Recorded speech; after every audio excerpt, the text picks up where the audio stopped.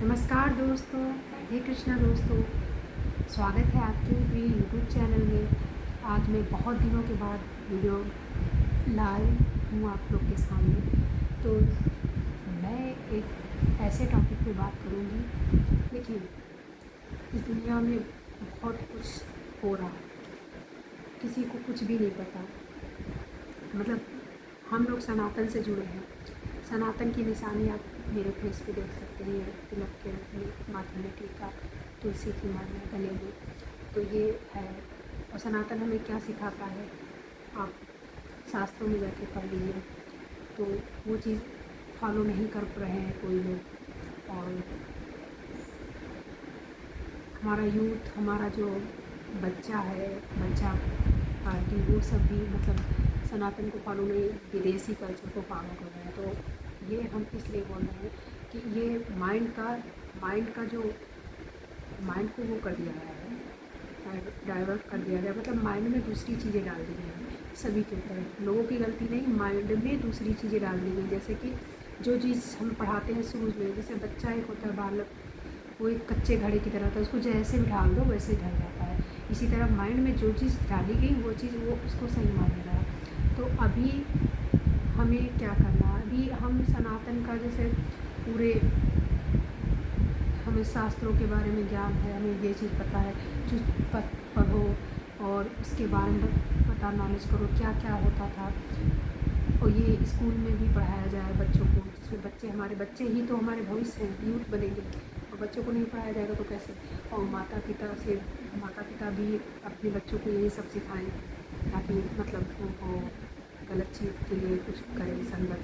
हर माता पिता का फर्ज बनता है अपने बच्चों को एक चीज़ सिखाने का, कोई भी नहीं। और गुरुजनों का भी फर्ज बनता है अपने बच्चों को ये चीज़ सिखाने का। माता पिता के बाद गुरु ही होते हैं दूसरे नंबर पे।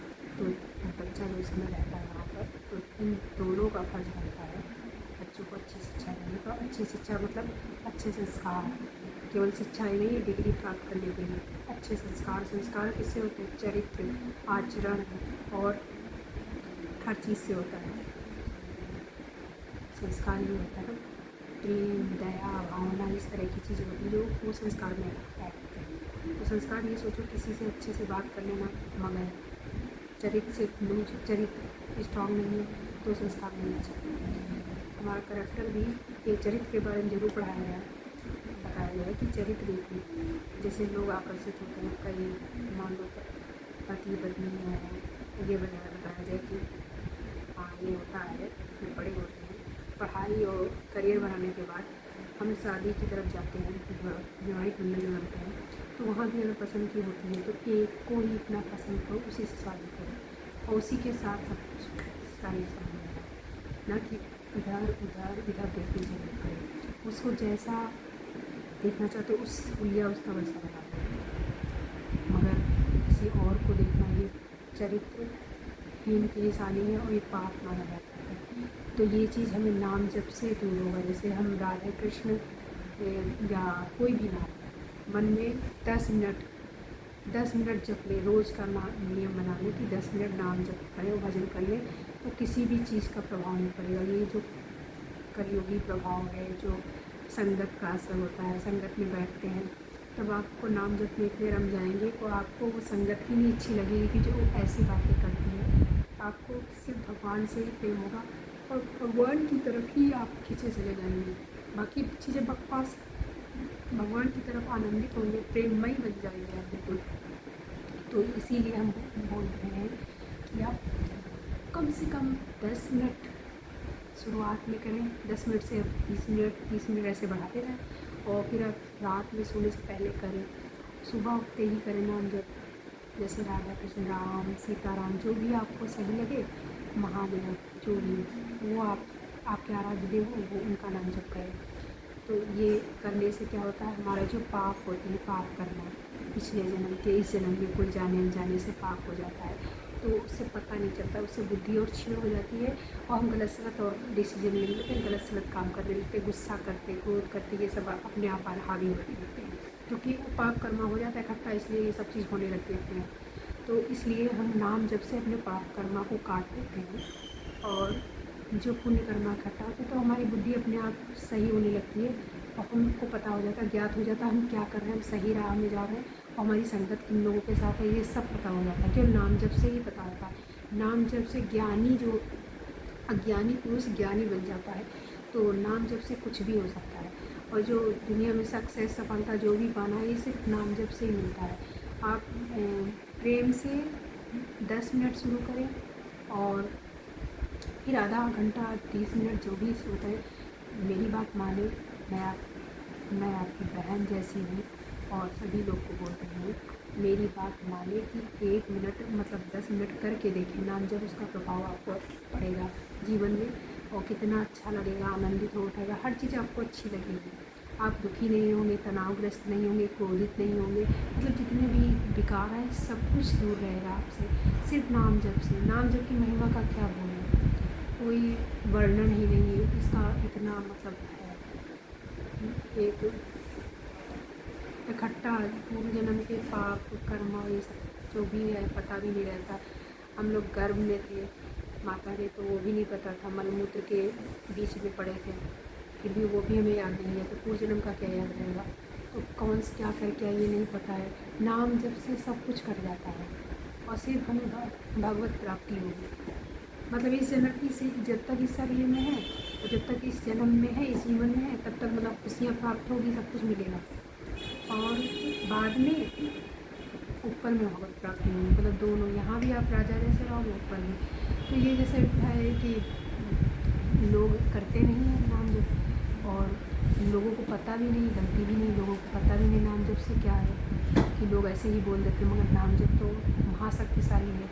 मतलब पहले शरीर इतना शक्तिशाली बलशाली होता था पहले सतयुग में, तो लोग तपस्या कर लेते थे।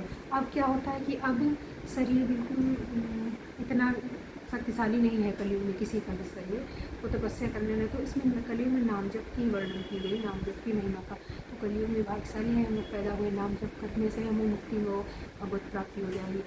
नहीं तो किस जन्म तक भटकते रहेंगे और क्या क्या योनि मिलेगी पता नहीं।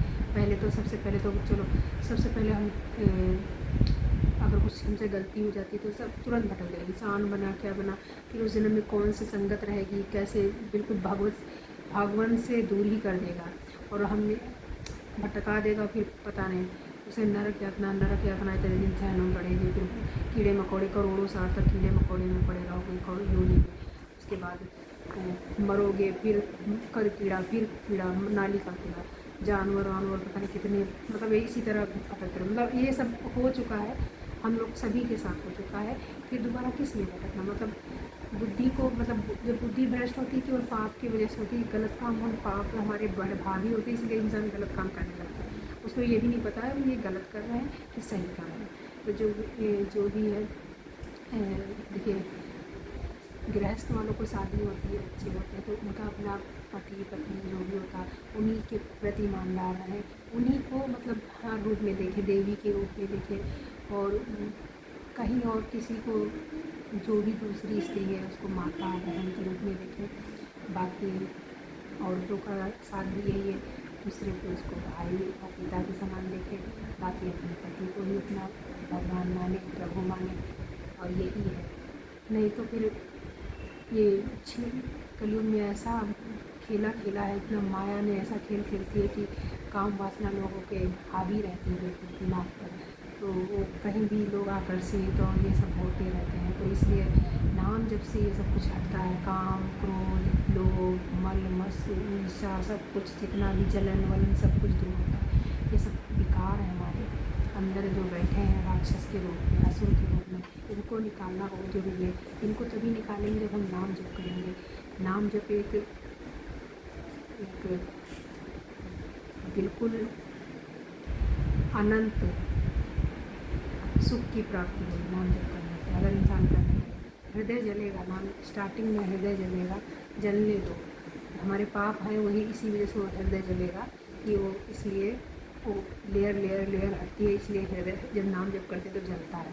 तो यही होता है, जब जलेगा जल्दी हो, इसीलिए परेशान मत हो कि नाम जप करने से हृदय जलेगा, वो पाप कर रहा है। और आपके अंदर ये भावना आ रही है कि कुछ गलत होता है, आपको ये लगता है कि मैंने ये गलत किया, तो समझ लो आपको भगवान की कृपा हो रही कि आप सोच रहे हैं इसके बारे में कि मुझसे गलत हुआ, अभी हम ना करें। तो कृपा करके नाम जप शुरू कर दें। धन्यवाद। और हमारा नाम जप करते रहें। हमारे चैनल को सब्सक्राइब, लाइक, शेयर, कमेंट करना ना भूलें। बहुत बहुत धन्यवाद।